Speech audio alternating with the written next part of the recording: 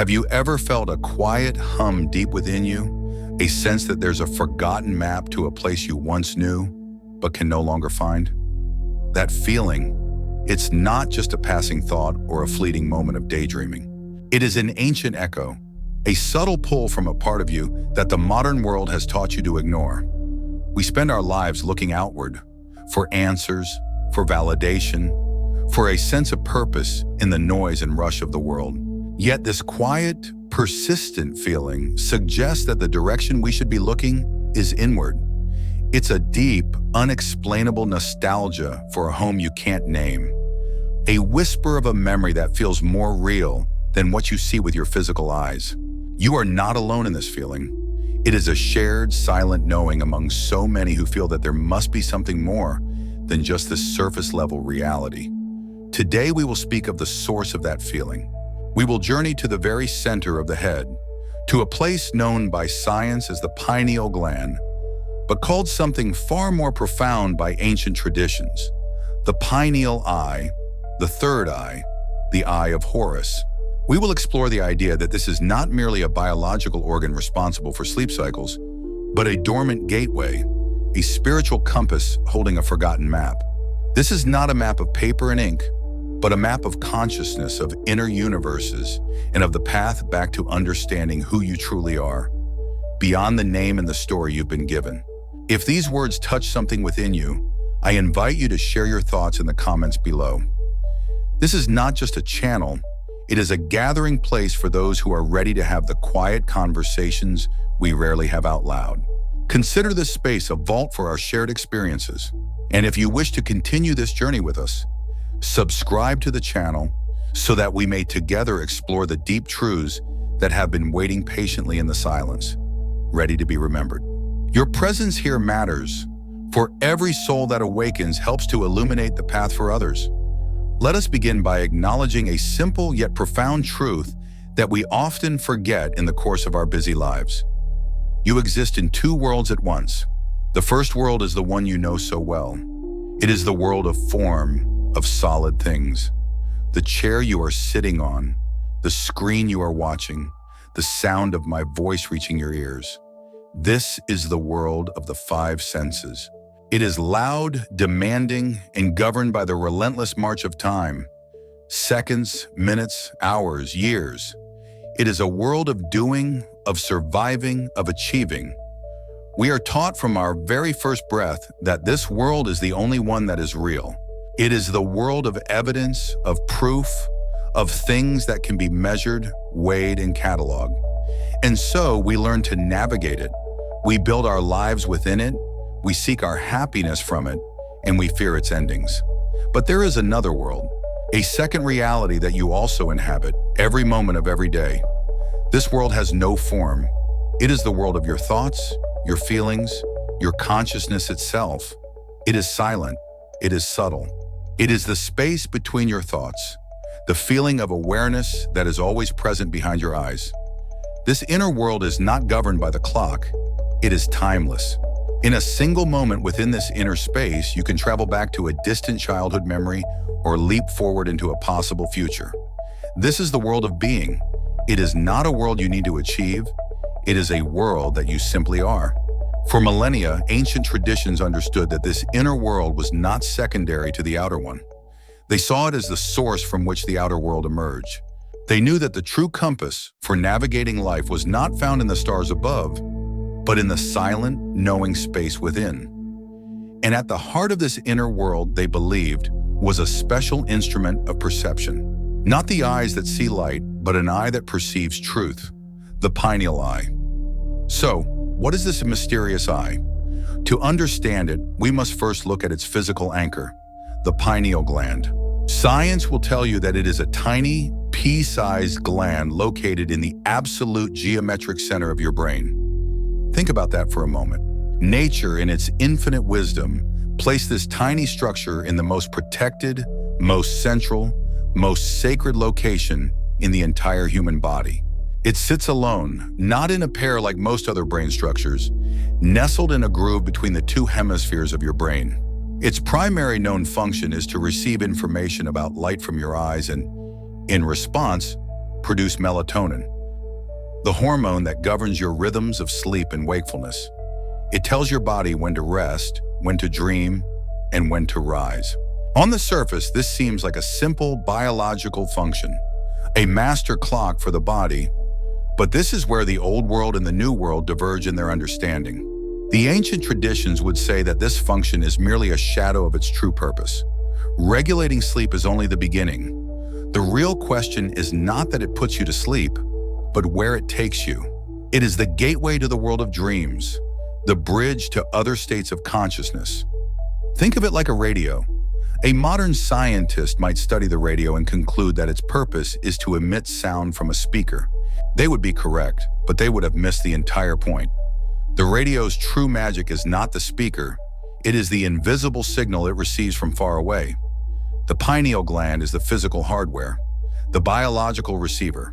But the signal it is designed to tune into is far more vast than we can imagine. It is designed to tune into the subtle frequencies of the inner universe. The very shape of this gland holds a clue that has been honored for thousands of years. It is shaped like a tiny pine cone. This is not a coincidence, and the ancients knew it. Look at the art of ancient civilizations.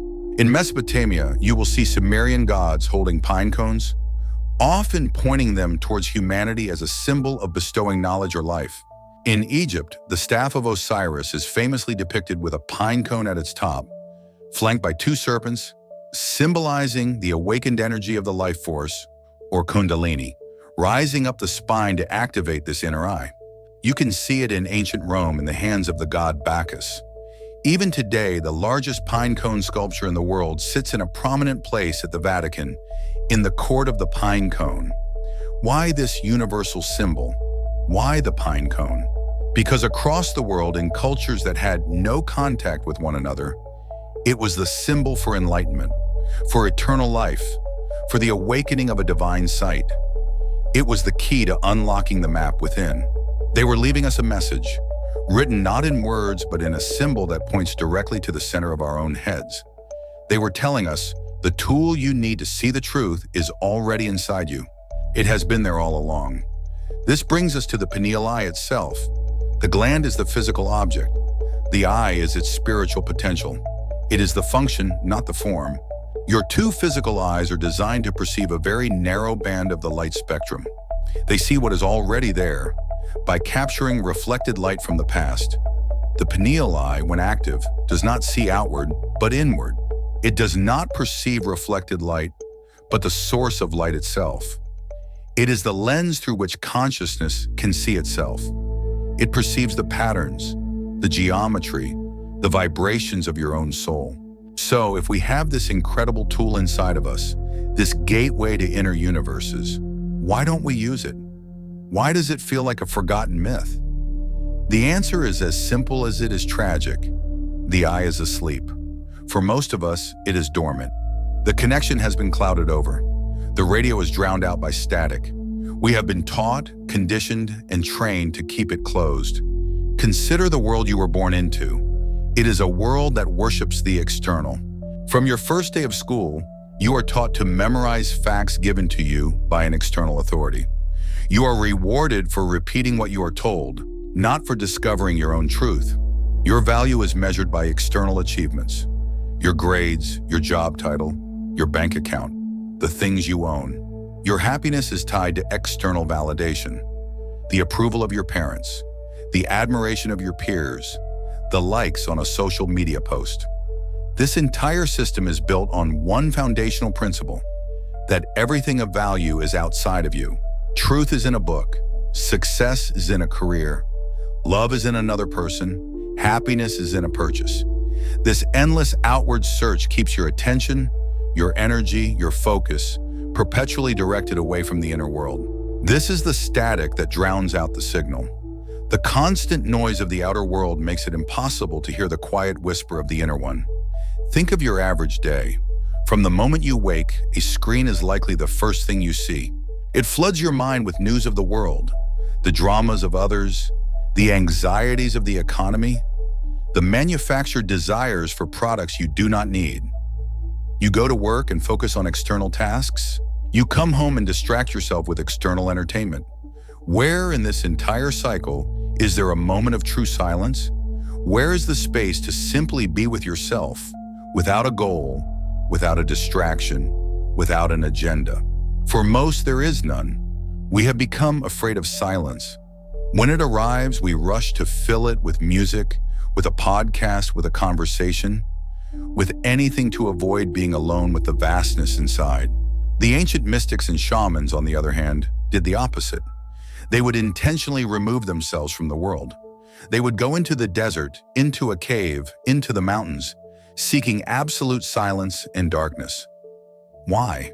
To starve the five outer senses, so that the inner sense could finally awaken. They understood that only by turning down the volume of the external world could they begin to perceive the inner one. This is what has been forgotten. We have forgotten the importance of inner listening. We have forgotten that our bodies have a wisdom that transcends the rational mind. We have forgotten that stillness is not empty, it is full of answers. There is also a more direct, physical aspect to this forgetting. You may have heard of the calcification of the pineal gland. From a medical perspective, this is a real phenomenon. As we age, deposits of calcium phosphate can build up on the gland, hardening it. This is often attributed to things like fluoride in water, processed foods, and other environmental factors. But let's look at this through a more symbolic, a more spiritual lens. What is calcification, if not a hardening? A loss of flexibility, a shell being built around something soft and living. This physical process is a mirror of a spiritual one. The calcium that hardens our pineal eye is not just a chemical, it is our dogma. It is our rigid beliefs about what is and is not possible. Every time you say, "I don't believe in that," without truly investigating it, you add a layer of spiritual calcium. It is our fear of the unknown, fear of being different, fear of what we might find if we truly look inside. Fear hardens the heart, and it hardens the inner eye. It is our cynicism, the loss of wonder, the belief that there is no magic left in the world, that everything has been discovered and explained. A child's pineal eye is wide open. They live in a world of wonder, where anything is possible. As we are taught to be realistic and practical, we slowly close that eye layer by layer. This process of forgetting was not a mistake. It was not an accident of history. In a way, it was necessary. Humanity needed to journey into the material world. We had to forget our connection to the source to fully experience separation. We had to believe we were only a physical body to master the physical world. We had to get lost in the dark to appreciate the journey of finding the light. We have reached the peak of the outward journey. We have built incredible things. We have explored the planet. We have amassed immense knowledge about the material universe. But now, a deep feeling is rising in many people. A feeling that this is not enough. A feeling that in our quest to gain the whole world, we have lost a part of our own soul. That hum you feel, that sense of a forgotten map, is the call to begin the journey home. It is your own soul knocking on the inner door, asking you to remember. It is the sleeping giant within you beginning to stir. The journey is not about rejecting the outer world, but about bringing it back into balance with the inner one. It's about learning to walk in both worlds at once, with your physical eyes open to the beauty of creation and your pineal eye open to the divine intelligence that animates it. The first step on this path is not to learn a complex technique or to travel to a sacred site. The first step is simply to acknowledge the possibility, to hold the idea in your mind that you are more than you have been told. That inside of you right now is a gateway, that the map to your deepest truth, your greatest joy, and your true purpose is not in some ancient scroll, but is encoded in the silence at the very center of your being. And the only thing required to begin reading it is your willingness to turn down the noise of the world and listen. So we have acknowledged the existence of this inner world and the dormant eye designed to perceive it. We have touched upon the reasons for its slumber, the noise of the external world, and the calcification of our own beliefs. This naturally leads to the most important question of all. How then do we begin to awaken it? How do we begin to read this forgotten map? The answer does not lie in a complicated ritual or secret doctrine.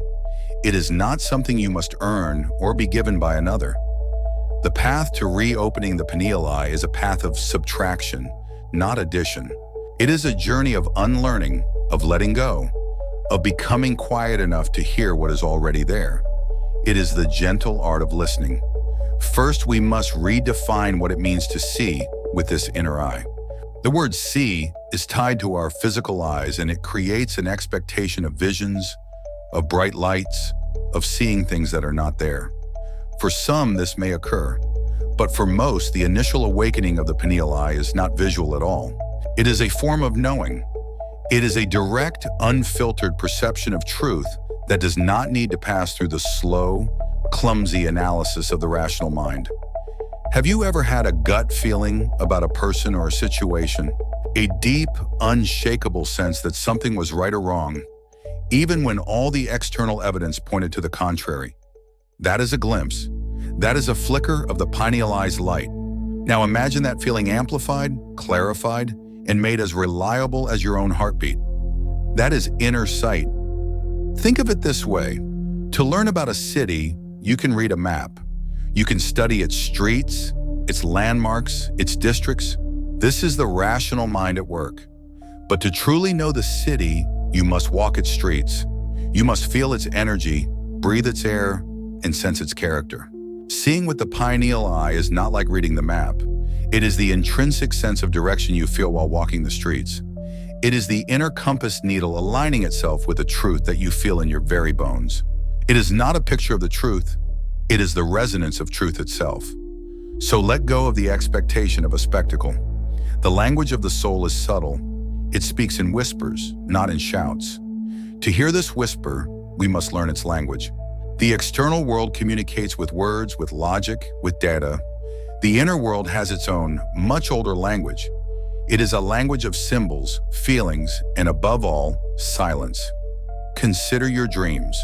In the dream world, your mind does not write you an essay about your anxieties. Instead, it might show you a symbol. You are trying to run, but your feet are stuck in mud. This symbol conveys a feeling and a truth more powerfully than any paragraph could. The inner world is a symbolic landscape, and the pineal eye is what reads these symbols. It understands that a towering tree is not just wood and leaves, but a representation of life, of growth, of the connection between the heavens and the earth. Learning to pay attention to the symbols in your life, in your dreams and synchronicities in nature, is like learning the vocabulary of your own soul. Next, we must understand the language of feelings. In our world, we are often taught to control or suppress our emotions. We label them good or bad. Joy is good, so we chase it. Anger is bad, so we hide it. Sadness is weakness, so we numb it. But the inner world does not judge. From its perspective, every emotion is simply information. A feeling is the vibration of a particular thought or belief you are holding. It is a direct signal from your inner guidance system. The invitation here is to stop running from your feelings and learn to sit with them, like a wise and compassionate friend. When a difficult emotion arises, do not immediately try to fix it or distract yourself from it. Instead, simply observe it. Where do you feel it in your body? What is its texture? What is it trying to tell you? This practice of mindful emotional awareness is not about dwelling in negativity. It is about courageously decoding the messages your soul is sending you. By learning to listen to your feelings, you are learning to read a crucial part of the inner map. And finally, we come to the most important element of this language: silence. In our noisy world, silence is often seen as emptiness, a void to be filled. But in the inner world, silence is everything. It is the primordial canvas upon which all of creation is painted. It is the pure potential before it becomes a thought, before it becomes a feeling, before it becomes an action. True silence is not merely the absence of sound. You can be in a quiet room, yet your mind can be a storm of thoughts, worries, and plans. This is not silence. The silence we are seeking is an inner silence. It is the practice of creating space between your thoughts. It is the moment when you cease to be the voice in your head and become the awareness listening to the voice in your head. This is the sacred space. This is the fertile ground from which intuition springs. All the wisdom you seek, all the clarity you desire, all the peace you long for is waiting for you in that silence. So how do we create these conditions? How do we cultivate this silence and attune ourselves to this subtle language? This is the work of inner alchemy, of creating a sacred space not in the world, but inside yourself. And it begins with the most powerful tool you possess, your intention. Intention is the focused energy of your consciousness. It is the act of pointing your awareness in a specific direction. Before you do anything else, you must set a clear, heartfelt intention. Take a moment, close your eyes, and ask yourself, why do I seek this? What is my true motivation? Is it to gain power over others? Is it to escape the pain of the world? Or is it a genuine desire to know yourself, to heal, to connect with the truth of your own being? Be honest with yourself. The purity of your intention matters. A pure intention, born from a place of love, curiosity, and a desire for truth, is like tuning the radio to a clear frequency. It sends a powerful signal to the universe and to your deeper self that you are ready to listen. State your intention, either out loud or in the quiet of your heart. Something as simple as, I wish to connect with my inner wisdom. I am open to receiving guidance. I am ready to remember who I am.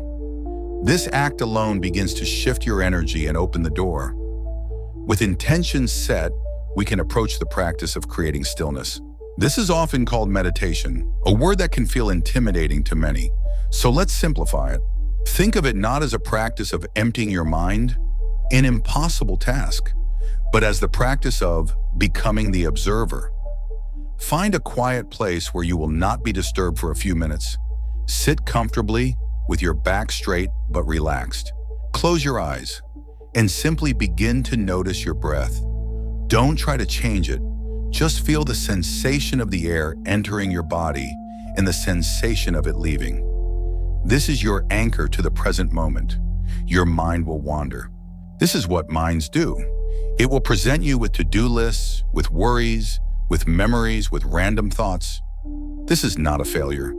This is the practice itself. When you notice your mind has wandered, gently and without judgment, simply guide your attention back to your breath, again and again and again. Every time you do this, you are strengthening a muscle. You are exercising your ability to choose where you place your focus. You are practicing disidentifying from the endless chatter of your mind. You are proving to yourself that you are not the thoughts. You are the awareness that is aware of the thoughts. In doing this, moments of silence will begin to appear. At first, they may be fleeting, just a second or two between thoughts. Cherish them. As you continue to practice, these spaces of silence will grow longer and deeper. This is the fertile void. This is the space where the pineal eye begins to open. Do not seek visions or profound messages. Simply rest in the silence. That is enough. Another powerful ally on this path is darkness. The pineal gland is incredibly sensitive to light. That is its biological function. It is why it floods your body with sleep hormones when the sun goes down. The ancient traditions knew this intuitively. They understood that to activate the inner light, you must retreat from the outer light. Darkness is the womb of creation. It is the canvas for inner vision. You do not need to sit in a cave for weeks. Simply begin by incorporating moments of true darkness into your life. Before you sleep, instead of looking at a bright screen, turn off all the lights. Sit in the complete darkness for 5 or 10 minutes. Let your eyes adjust until there is nothing to see. At first, it may feel unsettling. We are conditioned to fear the dark, but breathe through that discomfort. Feel the space around you. Notice how your other senses, like hearing and feeling, become more acute. In this sensory deprivation, you are giving your pineal eye the opportunity it needs. You are quieting the dominant sense, sight, to allow the more subtle, sixth sense to emerge. Finally, reconnect with the greatest harmonizer of all, the natural world. The artificial world we have built is full of chaotic frequencies, right angles, and constant electronic hums. This creates a powerful static in our own energy field. The natural world, on the other hand, is a symphony of perfect, harmonious frequencies. Spend time in nature, not as a place to exercise, but as a place to be. Look at the intricate fractal patterns in a fern or a snowflake. These are the geometric patterns of creation that the pineal eye is designed to perceive. Listen to the rhythm of the ocean waves, a rhythm that mirrors your own breath. Feel the solid, grounding energy of the earth beneath your feet. If you can, take off your shoes and stand on the grass or the soil. This simple act helps to discharge the chaotic energy you've accumulated and recalibrate your system to the planet's fundamental frequency. Look up at the stars and feel the vastness of the universe you are a part of. These practices, setting intention, observing the breath, embracing the darkness, and connecting with nature, are not chores. They are acts of remembering. They are ways of gently washing away the layers of spiritual calcium, of quieting the noise, of turning the dial of your own consciousness back to the frequency of your soul. Be patient with this process. You are awakening a sense that may have been dormant for your entire life. The first stirrings are often subtle. You might notice an increase in meaningful coincidences or synchronicities. Your dreams may become more vivid and memorable. Your intuition may feel sharper. A clearer yes or no in your heart about decisions you need to make. You may experience sudden moments of profound peace or a fleeting feeling of being deeply connected to everything around you. These are the signposts. These are the little confirmations from your inner world that it hears you, that it knows you are listening. Welcome them without attachment. They are not the goal, but simply markers on the path. The true path is the returning to yourself, the rediscovery of the incredible, wise, and eternal being that sits in the silent center of you, waiting patiently to be known. We have journeyed inward. We have spoken of the sleeping eye at the center of our being and the gentle art of its awakening. We have explored the path of subtraction, of clearing the noise through intention, silence, and a return to the natural world. Now we arrive at the final, most vital part of our exploration. What happens when the map begins to unfold? What does it mean to live a life guided not by the chaos of the world, but by the serene, unwavering wisdom of the soul? This is not a destination you arrive at, but a new way of walking through the world. The greatest change is that you learn to live in both worlds at once, holding them in a delicate, beautiful balance. You do not abandon the outer world. You do not retreat to a mountaintop forever. Instead, you bring the peace of the mountaintop into the marketplace. You learn to hold the silence of the inner world within you, even amidst the noise of the outer world. This is the state of being that the ancient texts call the witness or the observer. It is the realization, carried with you into every moment, that you are not the character in the play of your life. You are the silent, loving awareness that watches the play unfold. You still have your personality, your history, your preferences, your challenges, but they no longer define the totality of who you are. A part of you remains anchored in the deep, quiet stillness, observing it all with a compassionate, untroubled gaze. Imagine what this feels like. You can experience an emotion like anger or sadness rising within you, but you no longer become it. You can observe it, feel its energy, understand its message, and allow it to pass without being swept away by its current. You can engage in a difficult conversation, but a part of you remains centered and calm, allowing you to respond with clarity rather than react from a place of fear. This is not detachment. It is the deepest form of engagement. It is freedom. It is the end of being a puppet to your own conditioned reactions. With this witness consciousness as your foundation, the map of your life begins to reveal itself in real time. Your primary tool of navigation is no longer the logical mind alone. With its endless lists of pros and cons, its calculations of risk, and its foundation of fear, your primary guide becomes your intuition. This intuition is the voice of the pineal eye. It is the direct knowing that we spoke of earlier, now refined and strengthened through your practice of listening. It speaks to you not in loud commands, but as a clear, quiet feeling. A feeling of expansion, openness, and rightness when a path is correct for you. A feeling of contraction, of resistance, of unease when a path is not aligned with your soul's journey. You learn to trust this inner compass above all other voices. It will guide you in your career, in your relationships, in your creative expression, in every choice you make. It is a guidance system that is calibrated uniquely for you, for it comes from the deepest part of you. As you learn to follow this inner guidance, you will begin to notice the world collaborating with you. This is the magic of synchronicity. What once seemed like random, meaningful coincidences now become the norm. They are the signposts on your unfolded map, the universe winking at you, confirming that you are on track. The person you need to meet will suddenly appear. The book containing the exact answer you seek will fall into your hands. An opportunity you couldn't have imagined will manifest out of the blue. This is not because you are controlling the world. It is because you have finally stopped resisting its natural flow.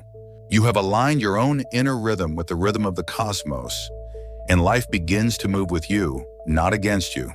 You realize the universe has been trying to guide you all along, but you were simply too busy, too distracted, and too noisy inside to notice the signs. Now you see them everywhere. You learn to read the language of reality itself, and you walk forward with a profound sense of trust that you are always being guided. This leads to one of the most transformative shifts of all, the redefinition of your purpose. So many people in the modern world are haunted by the search for purpose. They believe it is a specific job, a grand destiny, a singular achievement they must find in order to feel worthy. This search often leads to immense suffering because it is based on a misunderstanding. From the perspective of the awakened eye, your purpose is not a destination to be found. Your purpose is a quality of being to be embodied in every moment. Your purpose is not what you do, but how you do it. Your purpose is to bring the light of your conscious awareness to whatever is in front of you. Whether you are washing dishes, writing a report, raising a child, or creating a piece of art, your purpose is to be fully present, to infuse that action with the peace and love that radiates from your core. Your ultimate purpose is simply to be your true self, authentically and unapologetically in every situation. When you do this, the right actions, the right career, the right creations will flow from you effortlessly as a natural expression of who you are. You stop searching for purpose and you begin to live it. And perhaps the most profound gift of this journey, the greatest liberation that comes from seeing with the eye of the soul, is the gentle dissolution of fear. At its root, all human fear, fear of failure, fear of rejection, fear of loss, fear of the unknown, stems from one single, primary fear, the fear of annihilation, the fear of death. This fear exists only because we have forgotten who we are. We have mistaken our identity. We believe that we are this body, that we are this personality, that we are this name and this story. And because bodies and stories are temporary, we live in a constant, low-grade terror of their ending. But when you have practiced sitting in the inner silence, when you have had a direct experience, however brief, of the timeless, formless awareness that you are, something fundamental shifts. You have a felt sense of the part of you that was never born and will never die. You realize that you are not the wave that rises and crashes. You are the entire ocean. The body is seen for what it is, a precious, temporary vehicle that allows consciousness to experience this physical dimension. A story is seen for what it is, a beautiful, temporary experience that consciousness is having. When you know, not as a belief, but as a direct experience, that your essence is eternal consciousness, the fear of death loses its grip. It is no longer seen as an end, but as a transition, a change of form, a letting go of the vehicle when its journey is complete. And when the ultimate fear dissolves, all lesser fears dissolve along with it. You become fearless in your living. You are no longer afraid to love with your whole heart because you know that love is the fabric of your being and can never be lost. You are no longer afraid to speak your truth because you are no longer dependent on the approval of others for your sense of self. You are no longer afraid to take risks and follow your heart's calling because you know that there is no such thing as failure, only experiences and lessons for the soul. This inner freedom naturally leads to the final stage of the journey, the return to unity. The path of awakening the Pineal Eye is not a selfish endeavor. You do not undertake this journey just to find your own peace and then hide from the world. You do it so that you can become a lantern. Your own state of being is a vibrational frequency that you constantly broadcast to the world. When you are operating from a place of fear, stress, and separation, you contribute to the static of the world. But when you learn to live from your center, from a place of peace, clarity, and connection, you become a living tuning fork. Your very presence begins to harmonize the environment around you. People will feel the calm in you, even if they don't know why. Your clarity will help them find their own. Your authenticity gives them permission to be authentic too. You do not need to preach. You do not need to convince anyone of anything. You simply embody the truth you have discovered within yourself. You become a beacon of light, not by pointing out the darkness in others, but by shining so brightly that you remind them of the light within themselves. This is how the world has changed, not through force or argument, but through the quiet, powerful resonance of awakened hearts, one by one by one. You found the map not just for yourself, but so that you could show others that they too have a map hidden within, waiting to be read. This is the great work. This is the journey from forgetting to remembering, from separation back to the one, universal consciousness that we all are. So where does this long journey inward leave us? After all these words, after exploring the inner worlds and the forgotten maps, what is the key? What is the solution? The truest answer is that there is no solution to be given, because there was never a problem to be solved. The feeling of being lost, the deep ache of searching for something more, the quiet hum of a forgotten memory, these were never signs that you were broken. They were signs that you were beginning to awaken. They were the first stirrings of your own soul calling you back to yourself. The call itself was the beginning of the answer. This journey we have taken together is not meant to be a magic pill. There is no secret word or ancient technique that will instantly and permanently open your inner eye. The path is not an event, it is a process. It is a fundamental shift in your relationship with yourself and with life. It is a commitment to a new way of being, one small, quiet moment at a time. The goal is not to achieve a final state of enlightenment, but to learn to walk your path with an open heart and an inner awareness. And this is where we must touch on the crucial difference between knowing something and remembering it. You can now say that you know about the pineal gland. You know what the ancients thought of it. You know the concepts of inner listening and the language of silence. This is knowledge. It is useful. It is a map, but it is held in the mind. It is like reading a book about the taste of a mango. You can describe its color, its texture, its origins, but you do not know its sweetness. Remembering, on the other hand, is a full-body experience.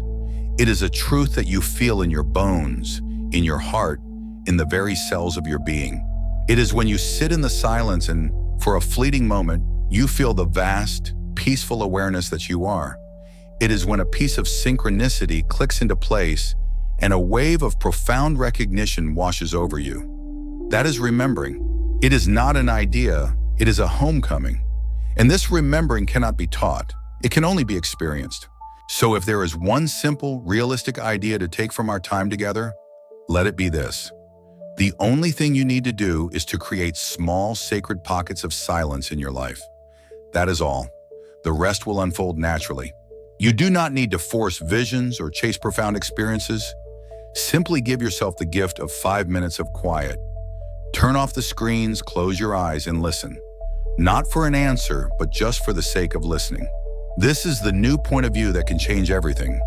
Stop looking for a teacher or a guru outside yourself to give you the map. Stop believing that the answers lie in another book or another video. The entire journey, the entire map is already encoded within the silence that you have been taught to fill.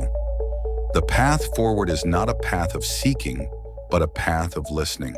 Your own quiet intuition, once you give it the space to speak, will be the only guide you will ever need. As our time together comes to a close, I want you to feel this in your heart. You are not alone in your journey. The feelings you have, the questions that keep you awake at night, the deep longing for a truth you can't name, these are not unique to you. They are part of the great shared human story. You are walking a path that has been walked by mystics, poets, and quiet seekers for thousands of years. You are part of a silent, invisible community of souls who are all turning their gaze inward, seeking the same inner home. Your journey is your own, but you are not on it by yourself. Know that your inner truth, the subtle feelings, the quiet knowings, the symbolic dreams, is profoundly important. In a world that constantly demands that you listen to external authorities, your greatest act of courage is to honor the authority of your own soul. Your inner experience is valid. Your feelings are your guidance. Your quiet, intuitive voice is your truth. Trust it, cherish it. It will never, ever lead you astray. And please be gentle with yourself. There will be days when the world feels too loud again. There will be days when you forget everything we have spoken of, and you feel lost in the noise and the fear. That is okay. This is not a failure. It is part of the path. The awakening of consciousness is not a straight line up. It is a spiral dance. Sometimes you will feel you are circling back to places you have been before, but each time you return with a deeper awareness. Every moment of forgetting is simply an opportunity to remember again. Even when it is difficult, especially when it is difficult, know that this too is a sacred part of your unfolding. What does your soul already know that you are only now beginning to remember? Let the silence be your guide.